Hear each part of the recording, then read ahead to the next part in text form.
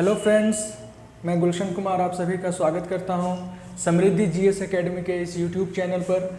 मैं आज आप लोगों के लिए हड़प्पा सभ्यता, हड़प्पन सिविलाइजेशन से संबंधित चैप्टर को लेके आया हूं।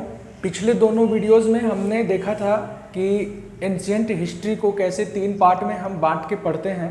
उसके बाद फिर मैं आपको प्री हिस्टोरिक, प्रोटो हिस्टोरिक और हिस्टोरिक पीरियड भी बताया था। प्री हिस्टोरिक के जो 3 पार्ट होते हैं वो भी मैं आपको बताया था। उसमें हम लोगों ने ताम्रपाषाण काल जो होता है, चैल्कोलिथिक पीरियड, वहां तक का पार्ट हम लोगों ने कवर कर लिया था। आज हम लोग देखेंगे प्रोटो हिस्टोरिक के पार्ट को, जिसे कि आद्य ऐतिहासिक काल भी कहा जाता है। आद्य ऐतिहासिक काल। इस काल की विशेषता क्या थी?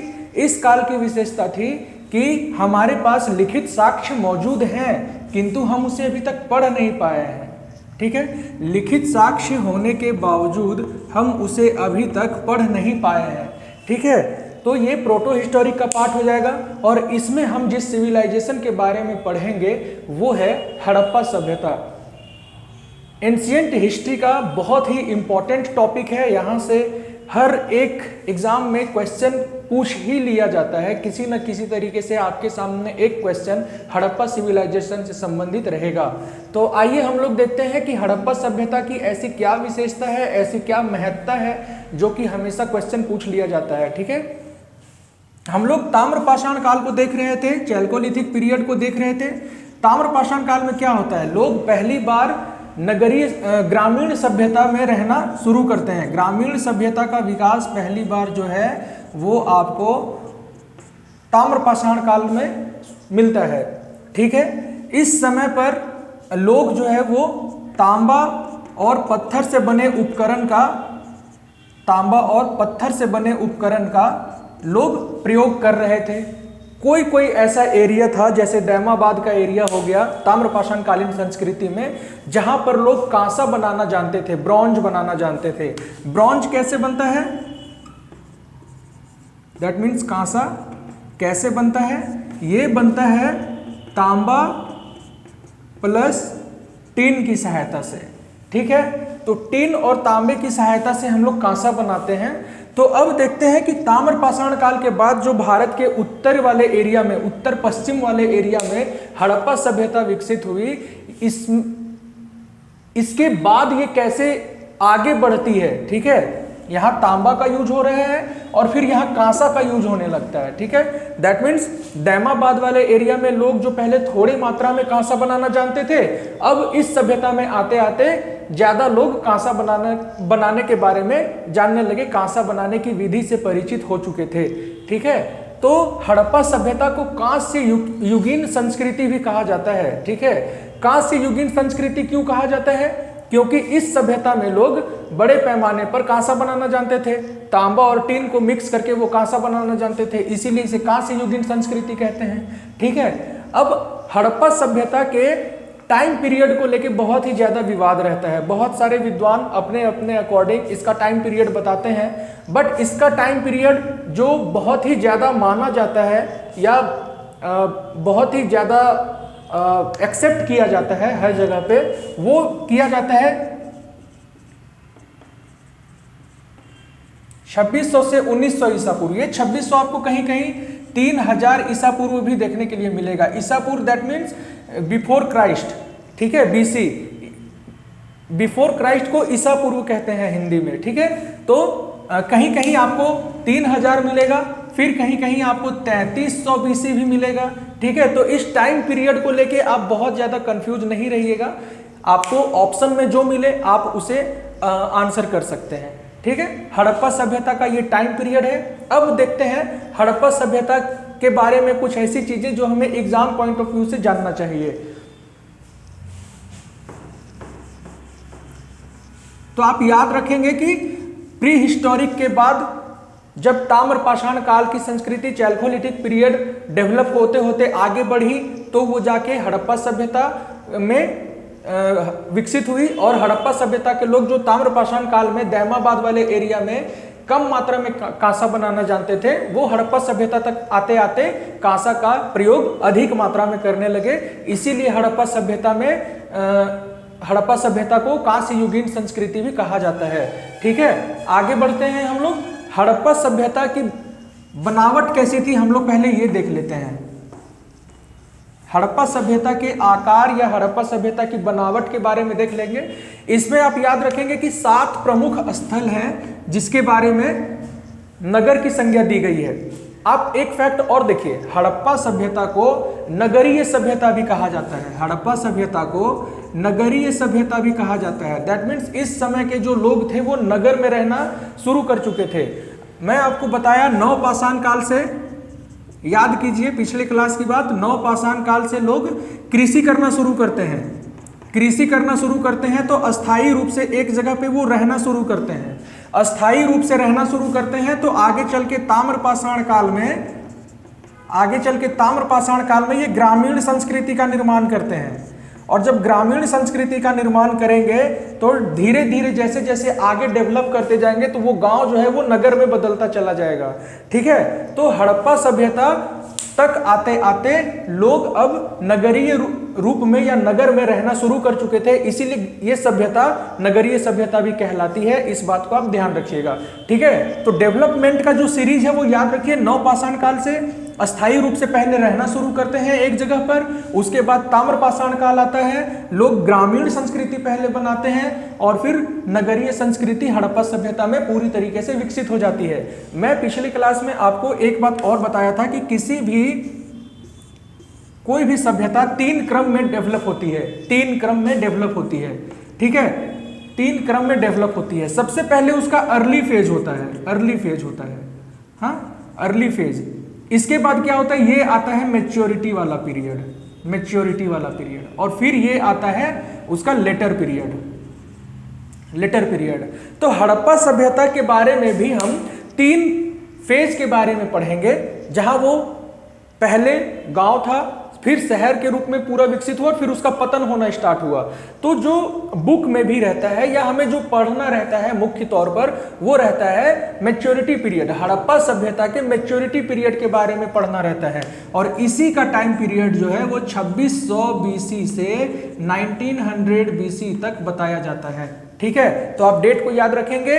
हमें सिर्फ मैच्योरिटी फेज के बारे में पढ़ना है, तो 2600 बीसी से 1900 बीसी तक का जो टाइम पीरियड है हड़प्पा सभ्यता से रिलेटेड, इंडस वैली सिविलाइजेशन से रिलेटेड, उसे ही हम पढ़ेंगे। ठीक है, अब आते हैं, देखते हैं इसकी बनावट क्या थी। हड़प्पा सभ्यता के आकार के बारे में बहुत बार क्वेश्चन पूछ लिया जाता है कि हड़प्पा सभ्यता का स्वरूप कैसा था, हड़प्पा सभ्यता का आकार कैसा था। तो आप एक बात याद रखेंगे, हड़प्पा सभ्यता का जो आकार है ये ट्रायंगल के जैसा है। ठीक है, कैसा है? ट्रायंगल के जैसा है, त्रिभुज के जैसा है। ठीक है, यहां सबसे नॉर्थ वाले पार्ट का जो हड़प्पा सभ्यता का सबसे नॉर्दर्न पार्ट जो है, सबसे उत्तरी भाग जो है हड़प्पा सभ्यता का, वो है मांडा। नोट कर लेंगे इसे, बहुत इंपॉर्टेंट है, ये सब पूछ लिया जा सकता है आपसे। मांडा जो है ये है आपका जम्मू कश्मीर में। ठीक है, हड़प्पा सभ्यता का सबसे उत्तरी भाग जो है ये है आपका जम्मू कश्मीर में मांडा नामक स्थान। ठीक है, सबसे दक्षिण में जो है ये है दैमाबाद। सबसे दक्षिण में जो है ये है दैमाबाद और ये है आपका महाराष्ट्र में। ठीक है, सबसे पूर्वी भाग में जो है वो है आलमगीरपुर जो कि उत्तर प्रदेश के मेरठ में स्थित है।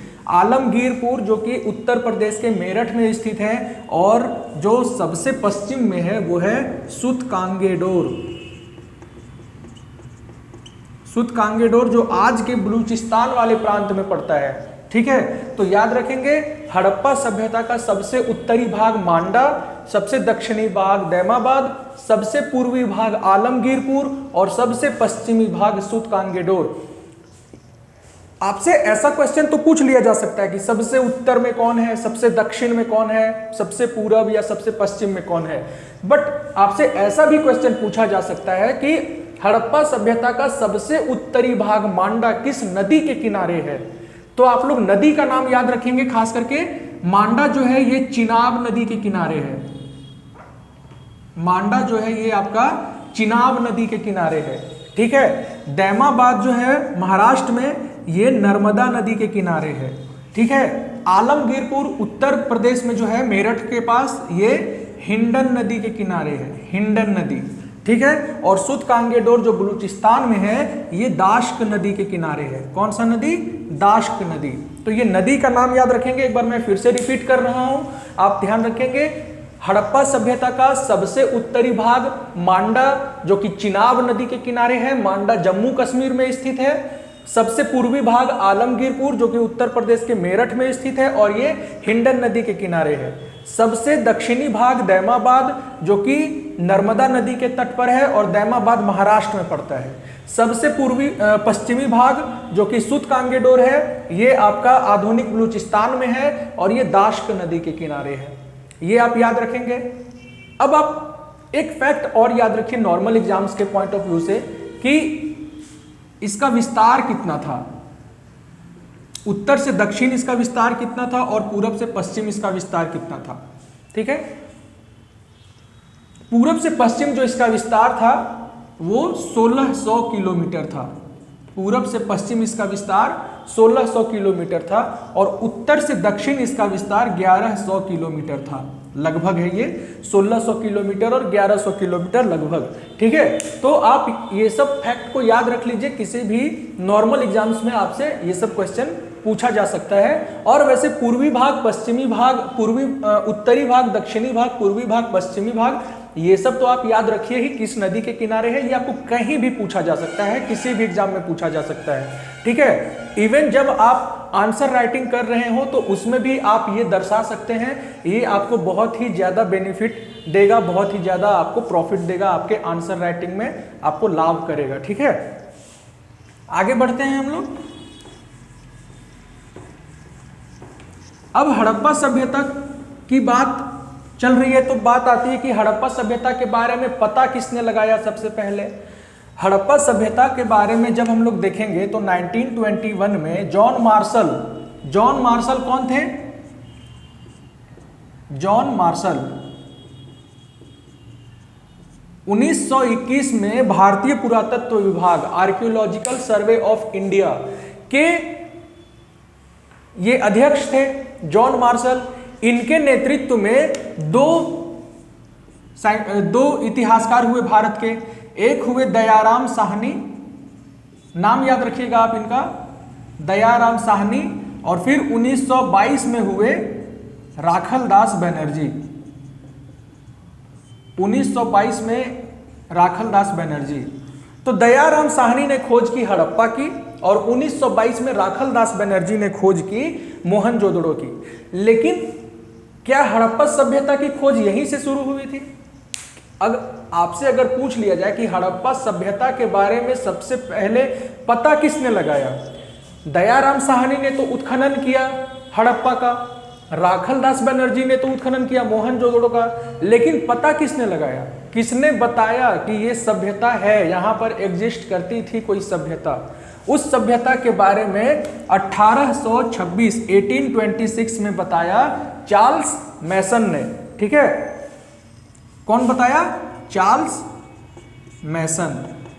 अब अगर आपसे मान लीजिए कि क्वेश्चन पूछ लिया जाए कि हड़प्पा सभ्यता के बारे में सबसे पहली बार पता किसने लगाया, हड़प्पा सभ्यता का पता किसने लगाया सबसे पहले, तो आप आंसर देंगे चार्ल्स मैसन 1826। ठीक है, उसके बाद अब आपसे पूछा जाए कि हड़प्पा की खोज किसने की या हड़प्पा का उत्खनन किसने किया, तब आप कहेंगे दयाराम साहनी 1921। उसके बाद आपसे क्वेश्चन पूछा जाए कि मोहनजोदड़ो का खोज कौन किया, तो आप कहेंगे 1922 राखलदास बनर्जी। ठीक है, ऐसे ही अभी और बहुत से स्थल आएंगे जिसके उत्खनन करता या उसको किसने खोजा, उसका नाम मैं भी आपको बता दूंगा, आप नोट कर लीजिएगा। आपसे कहीं भी पूछा जा सकता है, ये क्वेश्चन बहुत ही फ्रीक्वेंटली पूछ लिया जाता है। ठीक है, हड़प्पा सभ्यता थी, यहां लोग रहते थे। अब मान लीजिए कि आपसे पूछ लिया जाएगा कि किस प्रजाति के लोग रहते थे, हड़प्पा सभ्यता में किस तरीके के लोग, कौन कौन से लोग रहते थे, तो सामान्यतः या मुख्यतः हड़प्पा सभ्यता में मुख्यतः 4 प्रजातियां निवास करती थी। कौन सी? 4 प्रजातियां। प्रजाति से आप क्या समझ रहे हैं? प्रजाति का मतलब हुआ एथनिक ग्रुप, जिनके कल्चर अलग अलग थे। ठीक है, एथनिक ग्रुप 4 थे। वो कौन कौन थे? सबसे पहले भूमध्य सागरीय, ये प्रजाति है। ठीक है, भूमध्य सागरीय प्रजाति। फिर थे प्रोटो ऑस्ट्रेलॉइड, प्रोटो ऑस्ट्रेलॉइड। फिर हुए मंगोलॉइड, मंगोलॉइड। और फिर कौन हुए? एक अल्पाइन। ये 4 प्रजातियां निवास करती थी। ठीक है, अगर आपसे क्वेश्चन पूछ लिया जाए कि हड़प्पा सभ्यता में मुख्यतः कौन सी 4 प्रजातियां निवास करती थी, तो आप बताएंगे भूमध्य सागरीय, प्रोटो ऑस्ट्रेलॉइड, मंगोलॉइड और अल्पाइन। इनमें से सबसे ज्यादा जनसंख्या किनका था या सबसे ज्यादा मुख्य कौन थे? तो वो थे भूमध्य सागरीय। ठीक है, भूमध्य सागरीय। आप नाम याद रखेंगे, ये आप नोट कर लीजिए, ये आपसे कहीं भी बहुत ही फ्रीक्वेंटली पूछा जा सकता है। ठीक है, आगे बढ़ते हैं हम लोग।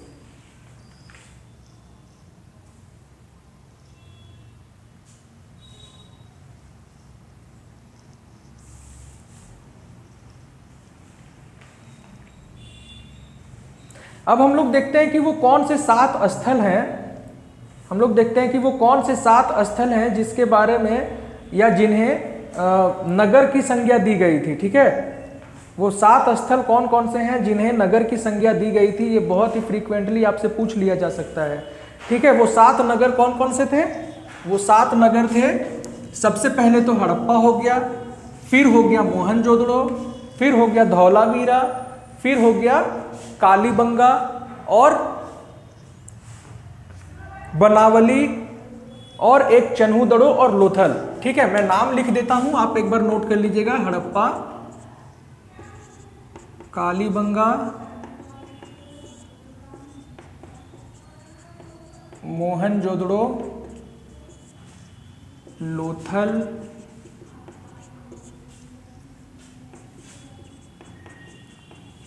बनावली और धौलावीरा और एक है चन्हूदड़ो। हाँ, चन्हूदड़ो। ठीक है, तो ये 7 स्थल का नाम याद रखेंगे। 7 स्थल का नाम याद रखेंगे। ये 7 स्थलों को ही सिर्फ नगर की संज्ञा दी गई थी। अभी तक अगर आपसे पूछ लिया जाए कि टोटल कितने हड़प्पा सभ्यता के स्थलों की खोज की गई है, तो हड़प्पा सभ्यता के स्थलों की खोज 2800 हो चुकी है अब तक। 2800 हड़प्पा के स्थल हैं जिनके बारे में पता लगाया जा चुका है। इनमें से केवल 7 ही ऐसे प्रमुख हैं जिनको नगर की संज्ञा दी गई थी।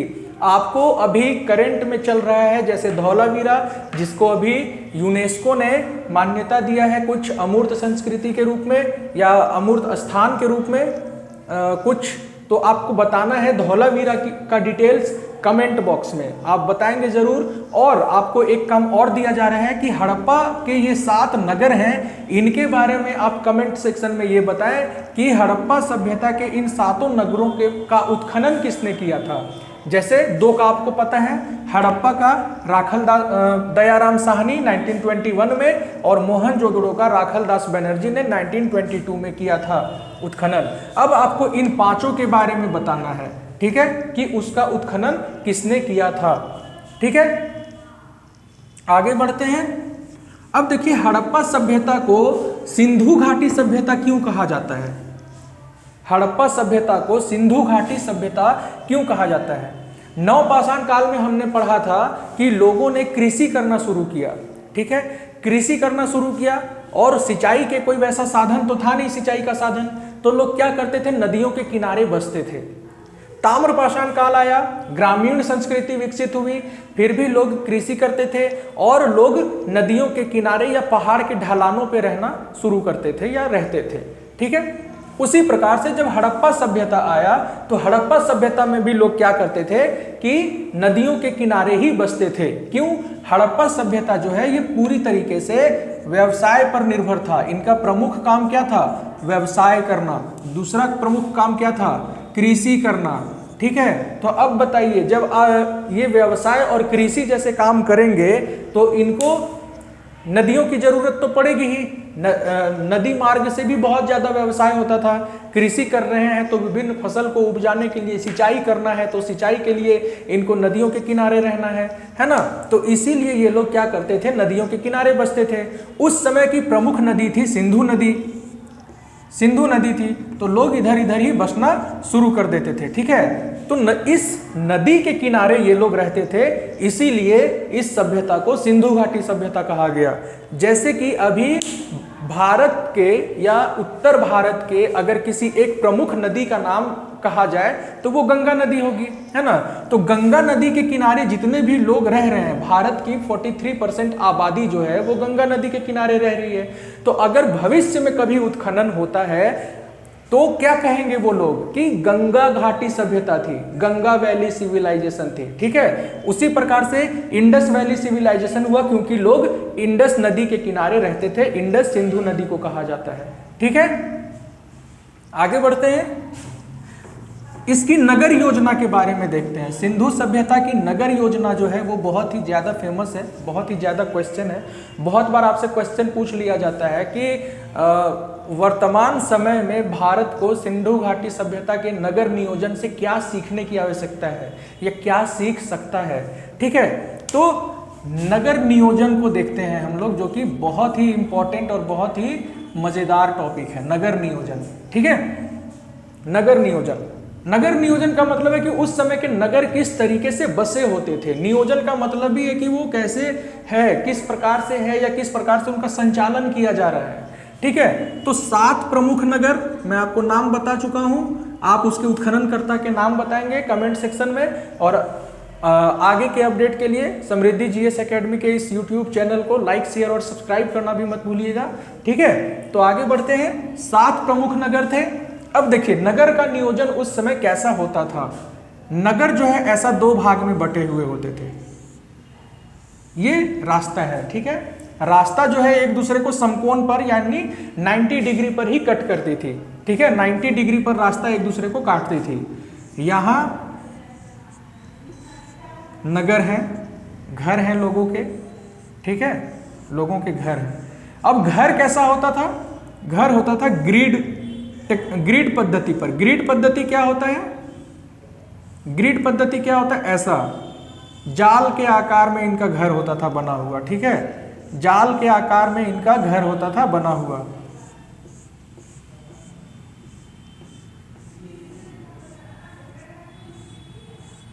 ग्रिड पद्धति इसे ही कहते हैं। अगर आप कहीं भी आंसर राइटिंग कर रहे हो और अगर आपको नगर नियोजन के बारे में बोला जाए तो आप वहां पर आंसर राइटिंग को इनरिच करने के लिए, अच्छा करने के लिए नगर नियोजन से रिलेटेड ये फिगर भी बना सकते हैं। ठीक है, ये हो गया एक पार्ट। अब एक पार्ट जो है वो यहां होता था। ठीक है, एक पार्ट यहां होता था। मैं अभी बताऊंगा कि 2 पार्ट में क्यों बटा हुआ है नगर नियोजन हड़प्पा सभ्यता का।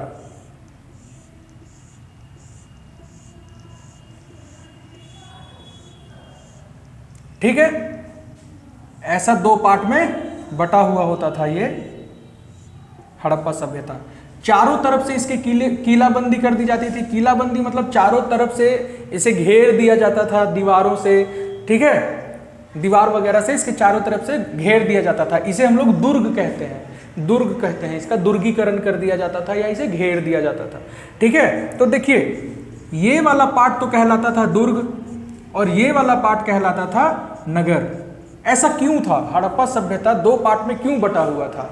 तो हड़प्पा सभ्यता 2 पार्ट में बटा हुआ इसलिए था क्योंकि ये वाला जो पार्ट है, ये पहला पार्ट है, ये दूसरा पार्ट है। ये पहला पार्ट जो है ये ऊंचाई पे बना होता था, ऊंचे स्थलों पे बना होता था, जहां पे अमीर लोग रहते थे या कहा जाता है कि शासक वर्ग रहता था। हालांकि हड़प्पा सभ्यता में किसी भी शासक के होने का उल्लेख नहीं मिलता है, लेकिन अनुमान लगाया जाता है कि ऊंचे स्थान पे घर है, इसका मतलब या तो अमीर लोग रहते होंगे या तो शासक वर्ग रहता था। ठीक है, दूसरा वर्ग यहां पर है नगर में, यहां पर आम लोग रहते थे। आम लोग मतलब व्यवसायी हो गए, कृषक हो गए या कुछ शिल्पी काम करने वाले लोग हो गए, तो वो लोग यहां पर रहते थे।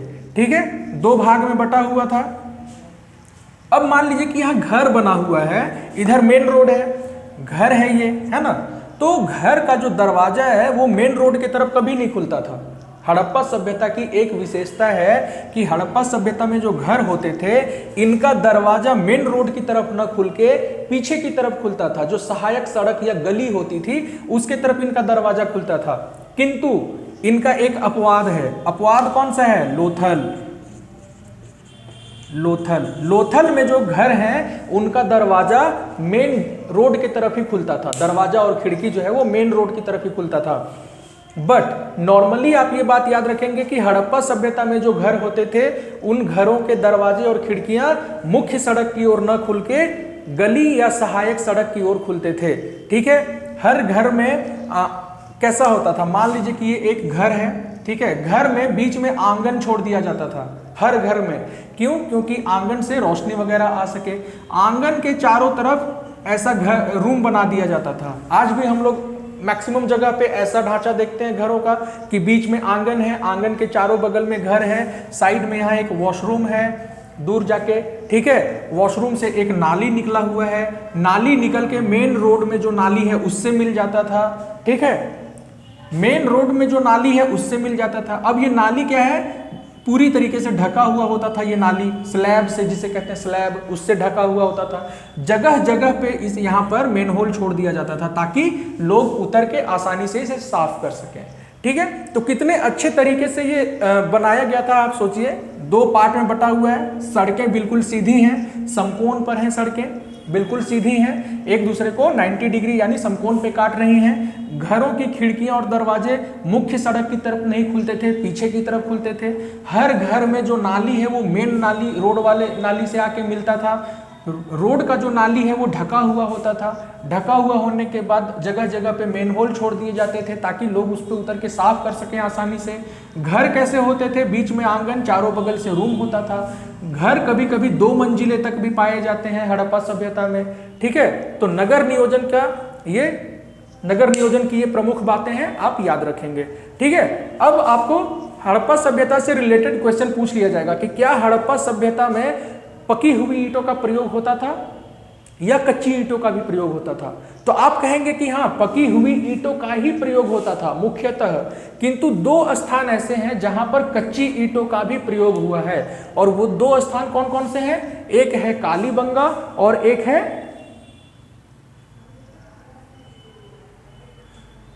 कालीबंगा और रंगपुर।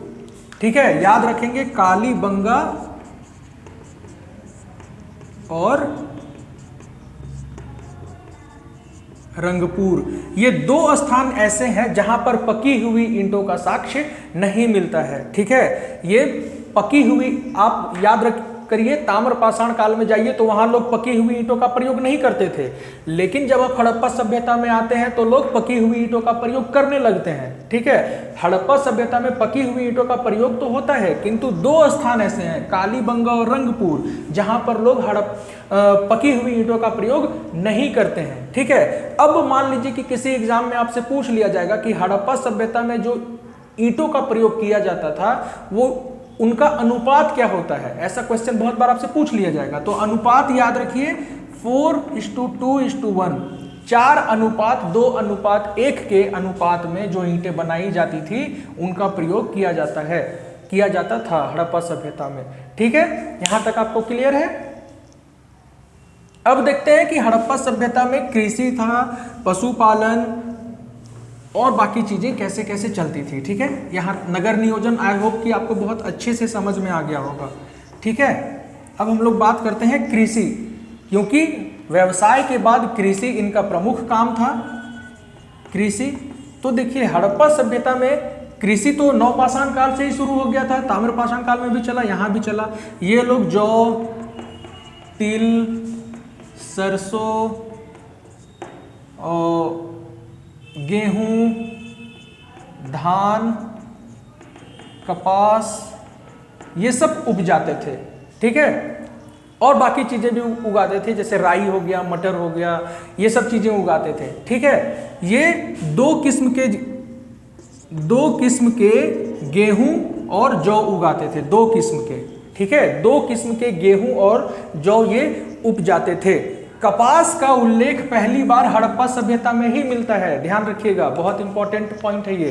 कपास का उल्लेख, कपास जिसे यूनानियों ने सिंडन नाम दिया था, ठीक है, जिसे हम लोग कॉटन कहते हैं, ठीक है, तो कपास का उल्लेख पहली बार हड़प्पा सभ्यता में ही मिलता है कि कपास की खेती की जाती थी।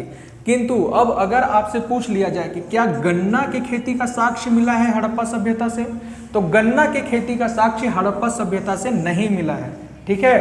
कपास का साक्ष्य मिला है, गन्ना का साक्ष्य नहीं मिला है, ठीक है, याद रखिएगा इस बात को। अब अगर आपसे पूछ लिया जाए पशुपालन से संबंधित क्वेश्चन, तो इनका जो प्रिय जानवर था वो था कौन? यूनिकॉर्न। यूनिकॉर्न और कुबड़ वाला सांड। कुबड़ वाला सांड। देखिए, जब हम लोग धार्मिक प्रतीक पढ़ेंगे, धार्मिक इनका वो पढ़ेंगे कि किस प्रकार के धर्म रीति रिवाज को मानते थे, तो हड़प्पा सभ्यता में हम लोग देखेंगे कि लिंग पूजा का भी बहुत उल्लेख मिलता है। लिंग पूजा जो कि बाद में आके शिवलिंग या शिव पूजा से जुड़ गई, उसे लिंग पूजा कहा गया है, ठीक है। तो हड़प्पा सभ्यता में लिंग पूजा का उल्लेख मिलता है। तो जब वो पशुपति नाम से एक कांसे की मूर्ति भी मिली है हड़प्पा सभ्यता में, ठीक है, तो अब आप सोचिए कि जब लिंग पूजा है, शिव जी से वो रिलेटेड है, तो शिव जी का वाहन माना जाता है कुबड़ वाला सांड को, तो कुबड़ वाला सांड इनके लिए बहुत महत्वपूर्ण था, बहुत पवित्र भी माना जाता था, इनकी पूजा की जाती थी, पूजा किया जाता था कुबड़ वाले सांड का, ठीक है। अब यूनिकॉर्न क्या है? यूनिकॉर्न को कहा गया है एक सिंग वाला जानवर। एक सिंग वाले जानवर को कभी कभी गैंडा से इसकी तुलना की जाती है, एक सिंग वाला जानवर का, ठीक है। तो जानवरों में दो जानवर जो बहुत इंपॉर्टेंट थे इनके लिए, वो था यूनिकॉर्न और कुबड़ वाला सांड, ठीक है। अब देखिए, ये लोग पालते तो थे, भेड़ बकरी भैंस ये सब पालते तो थे, लेकिन क्या इनके लिए जितना कुबड़ वाला सांड प्रिय था, इनको इंपॉर्टेंट था इनके लिए, क्या गाय भी उतना प्रिय थी? तो नहीं। ये लोग, अब देखिए पहले भोजन देखिए कैसा करते हैं ये लोग। भोजन जो है वो करते हैं शाकाहारी और मांसाहारी। मांसाहारी में क्या क्या करते थे ये लोग हर प्रकार का मांस खाते थे, जैसे कि आपको बकरी हो गया, बकरी, भेड़, ये लोग गाय को भी खाते थे। अब सोचिए कि गाय को जब ये लोग खा रहे हैं तो इनके लिए गाय की इंपॉर्टेंस है? इंपॉर्टेंस तो इनकी नहीं है गाय के लिए, है ना।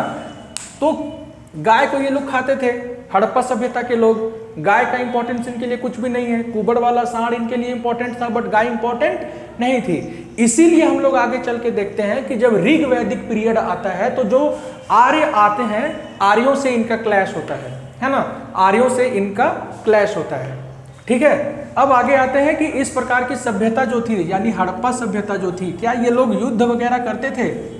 और युद्ध वगैरह करते थे या नहीं करते थे? तो किस प्रकार का जानवर इनके लिए महत्वपूर्ण था या नहीं था, ठीक है। तो हड़प्पा सभ्यता के बारे में एक बात हमेशा कही जाती है कि हड़प्पा सभ्यता जो है वो एक शांति प्रिय सभ्यता थी। ये किसी से लड़ने वड़ने में बिलीव नहीं रखते थे, ठीक है। इनका मुख्य काम क्या था? व्यवसाय। आप आधुनिक समय से जोड़िए, आधुनिक समय से आप इसे जोड़िए। नॉर्मल आदमी जिसे बिजनेस करना है वो किसी से लड़ाई क्यों करेगा? उसका पूरा का पूरा समय इसी समय सोचने समझने में चला जाएगा कि व्यवसाय कैसे करें, किसके साथ करें और कितना प्रॉफिट कमाएं, ठीक है। तो इसको जोड़िए आप उस समय से।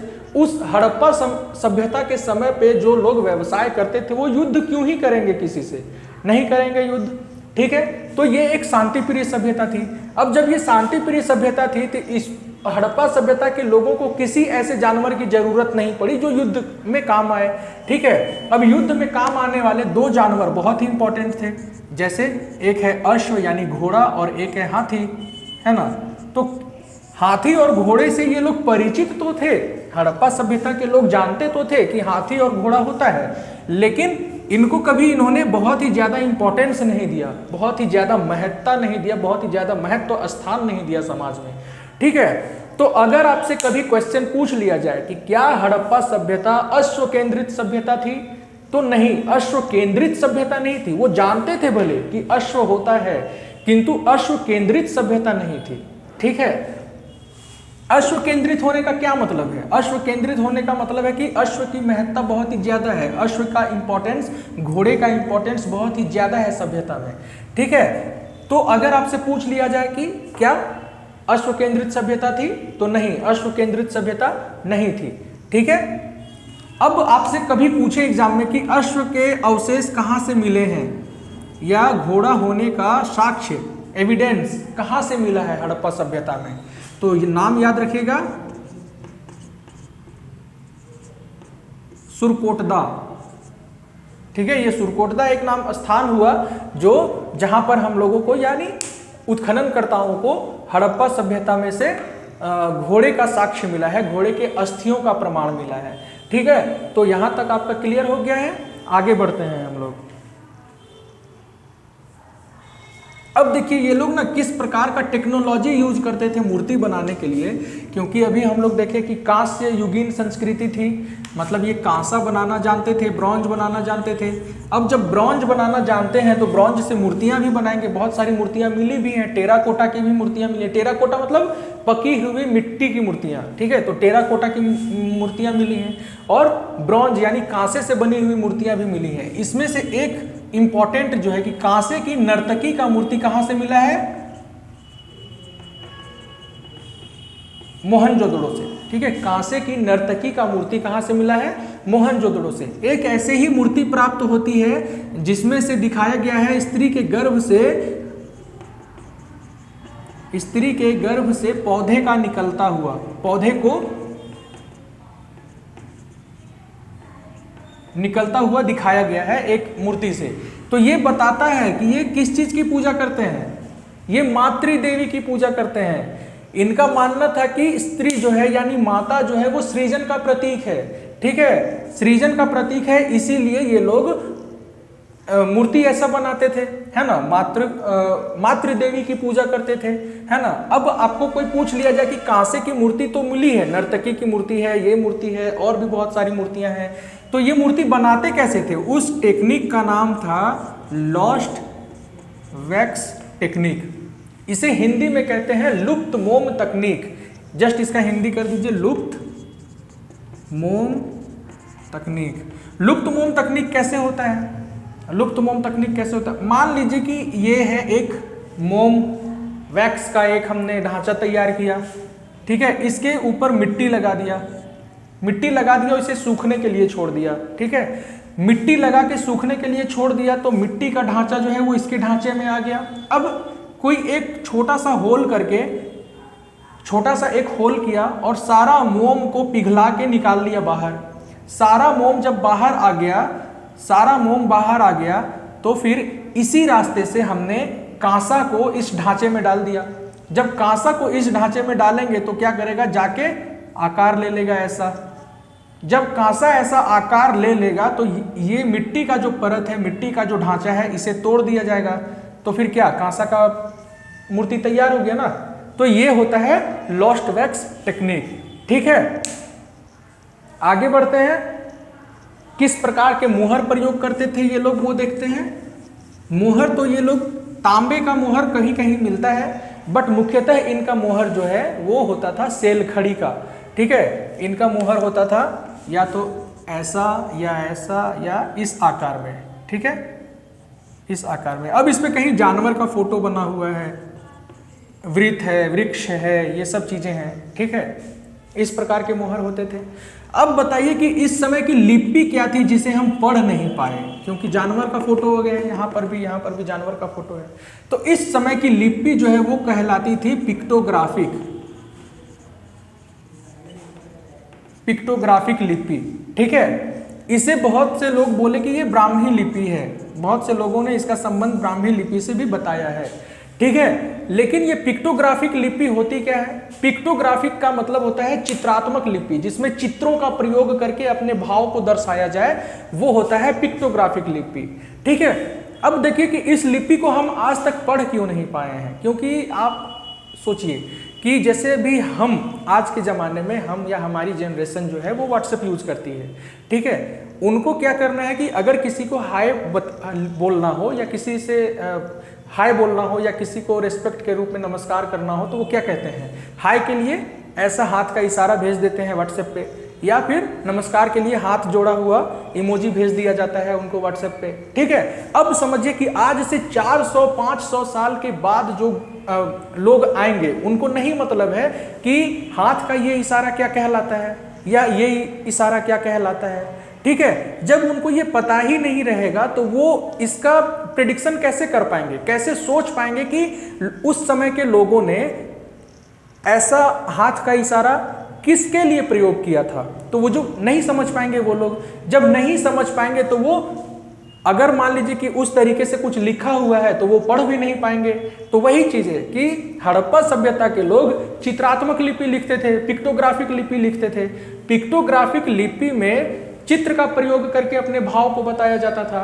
तो उनके भाव क्या थे उस चित्र के माध्यम से हम तो नहीं समझ पाते हैं। ठीक है, इसीलिए हम इसे पढ़ नहीं पाए हैं। सोचिए कि बहुत सारा ऐसा है मुहर है जिसमें मछली का आकार बना हुआ है। मान लीजिए कि ये मछली है, मछली का आकार बना हुआ है। तो जैसे हम आज के समय में मछली को मानते हैं कि शुभ होता है, हो सकता है कि उस समय के लोग ना मानते हो ऐसा, या उस समय के लोग कुछ और मानते हो ऐसा मछली के बारे में कि मछली शुभ है या अशुभ है। ठीक है, तो हम लोग कैसे इंटरप्रेट करें, हम लोग कैसे समझें इस चीज को, नहीं समझ पाएंगे, है ना। इसीलिए आज तक हम हड़प्पा सभ्यता की लिपि को पढ़ नहीं पाए हैं या समझ नहीं पाए हैं। ठीक है, अब पिक्टोग्राफिक लिपि कैसे लिखी जाती है, यहां से शुरू किया, यहां तक लिखा। ठीक है, यहां खत्म हुआ, यहीं से शुरू किया और फिर यहां तक लिख दिया। तो ऐसे दाएं से बाएं और बाएं से दाएं ऐसे हड़प्पा सभ्यता की लिपि लिखी हुई पाई जाती है। ठीक है, तो हड़प्पा सभ्यता के लिपि के बारे में आपसे पूछ ले कि कैसी लिपि है, तो वो चित्रात्मक लिपि है या पिक्टोग्राफिक लिपि है। ठीक है, अब देखिए हड़प्पा सभ्यता से संबंधित कुछ स्थल हैं जहां से कुछ प्रमुख चीजों को या प्रमुख वस्तुओं को हम मंगवाते थे या आयात करते थे। ठीक है, उनमें कौन कौन सा है आप नाम याद रखेंगे, जैसे कि पहला है चांदी, फिर है टीन, फिर है सोना, फिर है लाजवर्द, तांबा,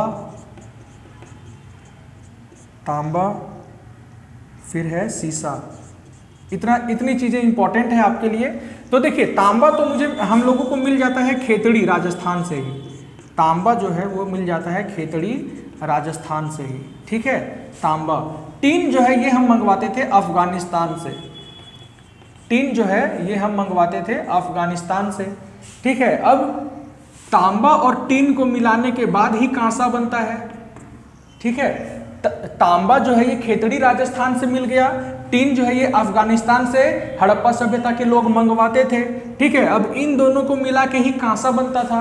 ठीक है, तो ये चीजें आयात की जाती थी।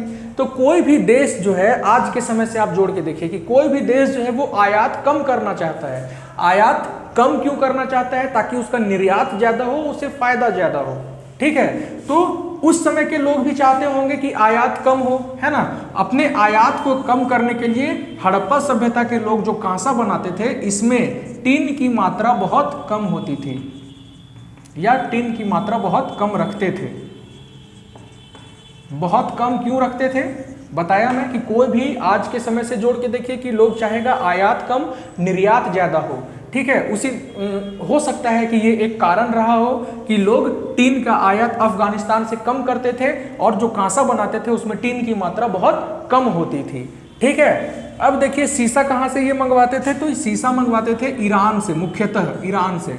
ठीक है, लाजवर्द है, लाजवर्द मंगाते थे मेसोपोटामिया से,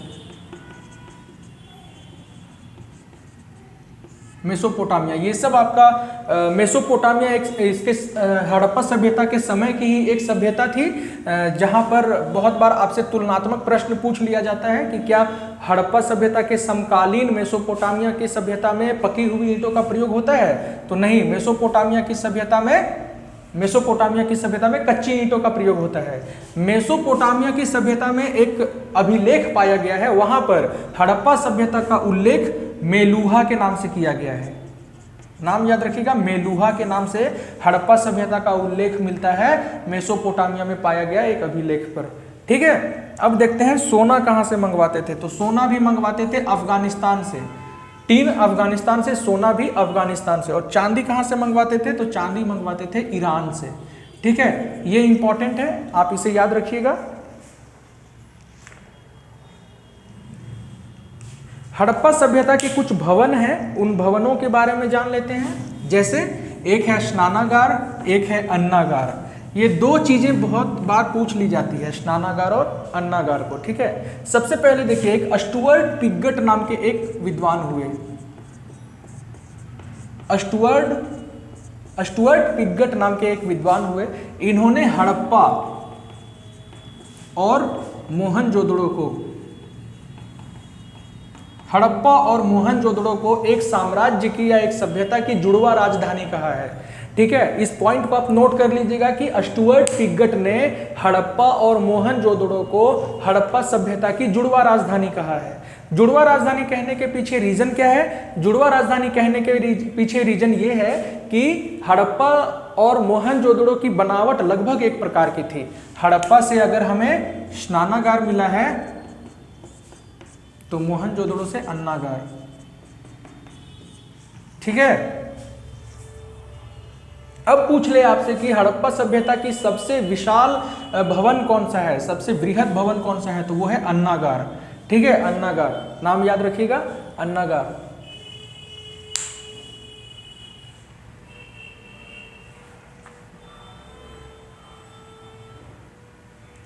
ठीक है, अब सिंधु सभ्यता से रिलेटेड कुछ 2-3 फैक्ट्स हैं। जैसे कि आप नवपाषाण काल में देखेंगे कि लोग कुत्ते को पालतू बनाते हैं या कुत्ते के साथ मतलब वो पहली बार रहना शुरू करते हैं। हड़प्पा सभ्यता में एक ऐसा अवशेष मिला है जहां से कुत्ते के साथ यानी मालिक के साथ कुत्ते को एक कब्र में दफनाए जाने का साक्ष्य मिला है। ठीक है, क्या नाम है उस स्थान को? मालिक के साथ कुत्ते को दफनाए जाने का साक्ष्य कहां से मिला है? वो मिला है रोपड़ से। रोपड़ से। ठीक है, आपको बताना है रोपड़ कहां पर स्थित है आज के समय में। ठीक है, फिर है मृतक के साथ बकरे को दफनाने का साक्ष्य कहां पर मिला है? बकरे प्लस मृतक को दफनाने का साक्ष्य कहां पर मिला है? तो बकरा और मृतक को एक साथ दफनाने का साक्ष्य जो है ये मिला है लोथल से। ये मिला है लोथल से। ठीक है, तो मुझे लगता है कि बहुत मेजर पोर्शन हम लोगों ने कंप्लीट कर लिया है हड़प्पा सभ्यता के बारे में। आपकी और भी कोई इंक्वायरी होगी तो आप प्लीज़ हमें कमेंट सेक्शन पे बता सकते हैं, या फिर आप हमें हमारे सोशल मीडिया पर फॉलो कर सकते हैं। सोशल मीडिया पर हमारा है ये चैनल है, आप इस पे आ सकते हैं, स्टडी अड्डा आपकी पाठशाला। तो इस चैनल पे आप हमें फॉलो कर सकते हैं, फेसबुक पे और टेलीग्राम पे। और आपकी कोई भी इंक्वायरी हो या नोट्स वगैरह की आपको ज़रूरत हो तो आप यहाँ पे हमें बता सकते हैं। और मिलते हैं हम लोग नेक्स्ट वीडियो में आपसे। ठीक है, तब तक अपना ध्यान रखिए और पढ़ते रहिए। Thank you.